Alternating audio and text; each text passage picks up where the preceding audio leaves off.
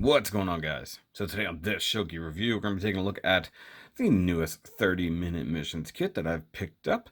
And I got this back in November or December from good old Gundam Planet. They were having a little bit of a sale. And it is their PORTANOVA Dark Gray. Now, this is only the second 30-minute missions kit I built, and it's the first PORTANOVA.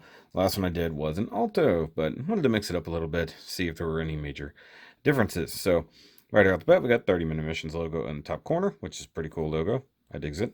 And we got a nice little image of the PORTANOVA there. And a gray box, I guess that's just showing off what it is. And you got a few different versions here, along with some customizations and things like that. 30-minute missions, 1/144 scale, all that stuff there. Bandai 2019, and you got the Bandai Spirits logo there. And yes, of course, this was on the list of my 2019 class. Didn't rank super high, didn't rank super low. It's kind of right in the middle-ish. So if you come to the bottom, you've got a little QR code there, along with how everything assembles. If you guys don't remember the first Brews and Sprues where I did a 30-minute missions kit, it's actually really cool how they go together. Very, very intuitive. And then you've got, the kit can be assembled with color division without painting, true. And then you got some stuff there, decided on pose and speed to the battlefield. Whatever. And that is, of course, showing that the head can headbang, and that the hips can go schwang, and then that it can also fly if you attach it to a stand. And then you've got adding the rifle and knuckles. A Roy Sport mecha is included.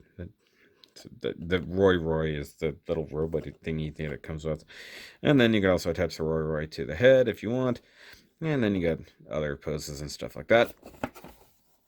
And you got PORTANOVA Dark Gray on that side. And come around to there, you've got works with separately sold products, customized armors and weapons, so you buy all the things.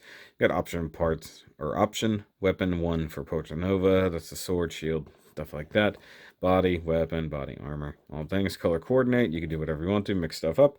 You've got keep 30-minute missions away from your 3-year-olds, just because.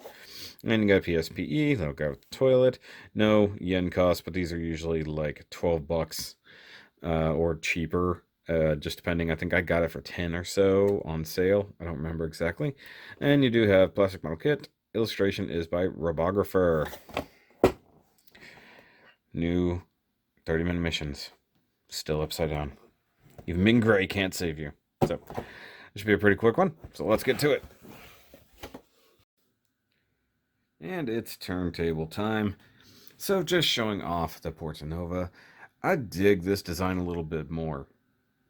The differences in the armor down at the bottom, some of the feet, roundness of the shoulders, and the kind of bucket head look. I really do dig it. Now I went with the gray one just because I wanted something really offset. That, and it was kind of the one that was on sale. If I'm not gonna lie about it. I wanted a cheap alternative and a quick and easy 2019 kit to get through. And like I said before, if you've built these things, they are super easy. Bandai really will have a hit on their hands as long as they make sure that we can still get these. Like, they're cheap and they should be coming out like en masse, but like I rarely see them in stores. Now, of course, your online retailers are going to be a different story, but option part sets seem to almost always be sold out when I go to look. And the fact that I got this one, I think there was only 1 or 2 other options at the time.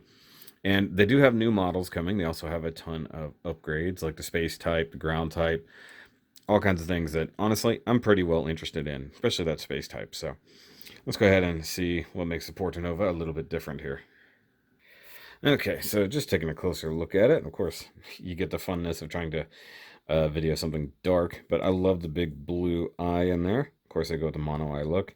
Does kind of have a trooper kind of look to that helmet. I even got little vertical slits there, little tiny molded details around the thing. Big round shoulders, so it's supposed to be more like a Zaku type deal. If they had shoulder spikes, it would definitely be that. I mean, it's even got the big black thing in the center of the chest with color on either side, so looking fairly Zaku-esque.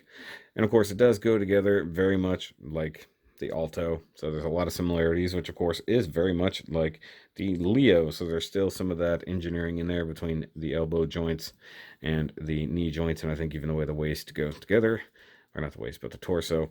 But That being said, I do dig it. I like the backpack here with the extra stuff. It does actually really remind me of an IBO backpack, to be totally honest. And because this line is meant to be expanded in every direction, there are portholes on everything, like all over there. And of course, if you swap out this armor, you've got more holes underneath. You got holes there, holes in the chest, and of course, all the other stuff. It hangs up on your finger if you're not looking. But just real quick, I'll bring out the Alto for comparison. So you can see, you know, they're obviously the same height. And I think these are meant to be like the colors or the factions. So like, obviously red, gray, they're not friends. This shoulder is frozen. What is going on? This bicep is frozen up. I don't know what's going on there. Crazy.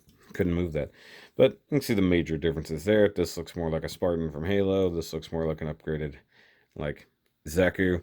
To me, this is a simpler design, especially with the boxiness. This is something a bit more clean. This has a bit more color separation with the kind of maroon versus the red, but this has the black and the gray. So it is what it is. And of course, you can mix and match stuff because basically I think the frame armor is essentially the same. So you could really kind of mix things up. But I think only really between the individual model lines, they really want you to like color match. So if you got more Portanovas, you just swap over some Portanova parts. Like I wanted to get a white one, and I might still in the future. But for another comparison, we have O Gundam. See, he's a little bit taller, but still HG. And because most HGs use the same size stuff, you can kind of go ahead and even give him like a beam saber, things like that. Might could work out the shield. No, this is a tab, not another thing. But like other kind of things that would peg in, totally would work.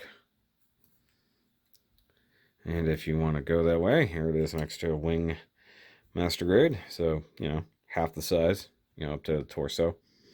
It makes sense. And there went O Gundam.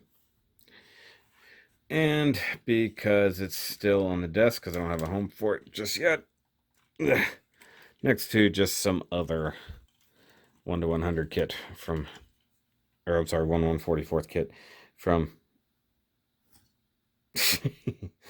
from 2019. It's just like, oh my god, that's just, you don't want to be right there. Seriously, this thing is like handling a cat that doesn't want to be picked up. Okay, but that being said, let's look at articulation. Head is just on a ball joint in there. I don't even think the neck does pivot ever so slightly, but it's not like a Gundam neck joint. Can rotate all the way around. And you come down to the shoulders, you do get butterfly joint. It's pretty nice.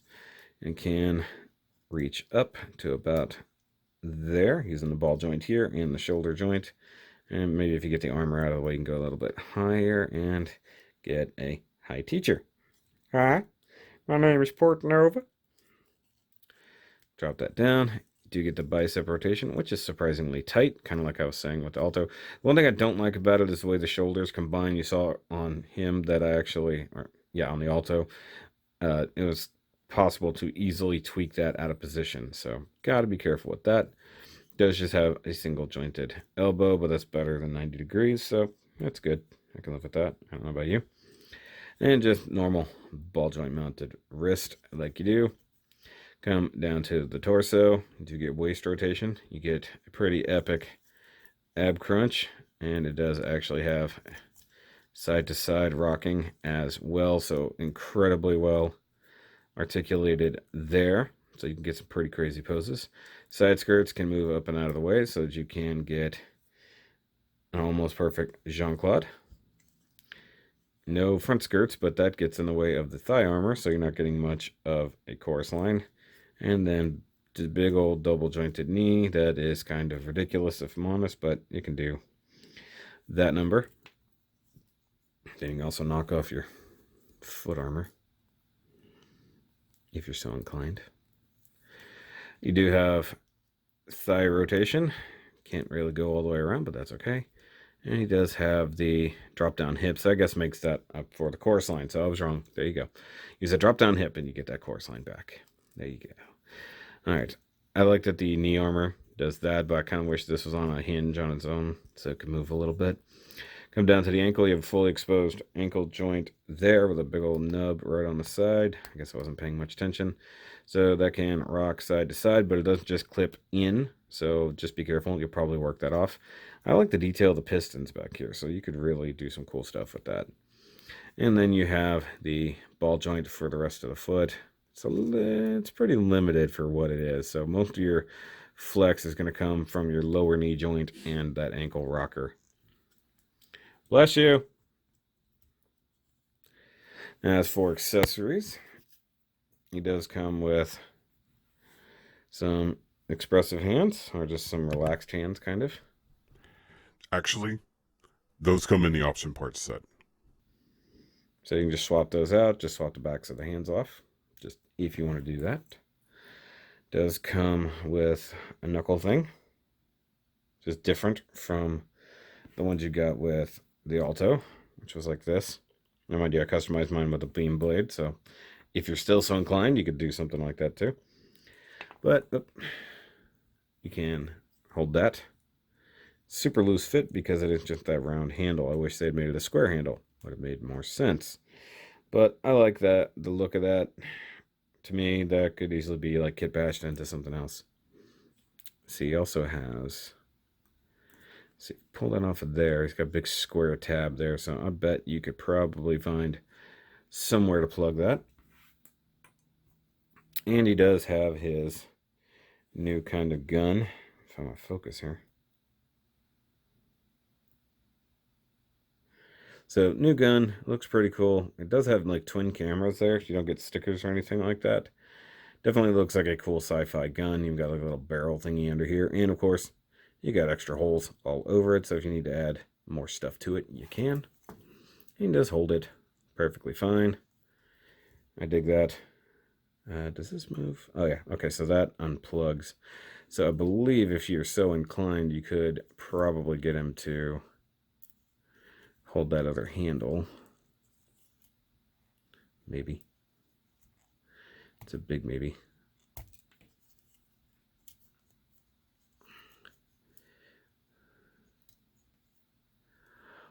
You could probably definitely do it with the open hand. Hold on. Okay, so I mean, you can. Like his hand's a little tight, but I was thinking it could go under there to some degree. At least the fingertips can. So that's not bad. But of course, you can always remove that. I'll probably put an extra blade or something under there. Who knows? Let's see. Hold on. Let's see if I can get that. Where's it hitting? Oh, it's hitting right there on the side of the camera. That makes sense.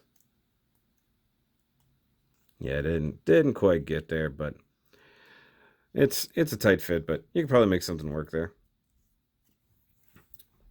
And then, of course, just for comparison to the other one, very, very different style weapon. Actually, I like this a lot more, if I'm honest. I'm going to leave the expressive hand on there for the time being. And then last but not least, you get the Roy. Little robotic thingy. It's got little, legs. Very, very different from the one that came with the Alto. That one was very square looking. This one has like 3 little eyes here, stuff like that. And if one is so inclined, you can pull it off of there. You can yoink the head off and replace it like so. You have a spaceship head, something like that. And then you could almost, backpack's in a way, you can almost attach that. It's crazy looking. I don't know. I could see a lot of customization with these extra bits. Just, I try to think of kit bashes all the time, stuff like that. So, this actually, wow, that's a pretty good looking makeshift spaceship, actually. Oh, let me move him out of the way so you can see versus the white background. Yeah, that could easily be almost a Star Trek ship. Cool. Now, not just this guy, But I also bought some add-on parts. First one of the add-on kits I ever bought, and it was on sale, which was the main reason to do it. And offhand, I don't remember exactly which one it is. I'll bring it up here on the screen so you can see, because it just comes in a little pack. And it's got these little tanks like this. See the little tanks? There, got little hinges right here, and they have the plug-in dealies. Then we also have some Vernier things on little attachments. And I had it set up where the tanks are plugged in back here on the butt skirt. Basically like that. And using the other plugs, set these up here. So he has a little bit more of a space backpack, which is cool. Now you do gotta be careful because these are very thin and flimsy looking, but for the most part, I think that makes a fairly well convincing minor kind of flight type. And give him his gun.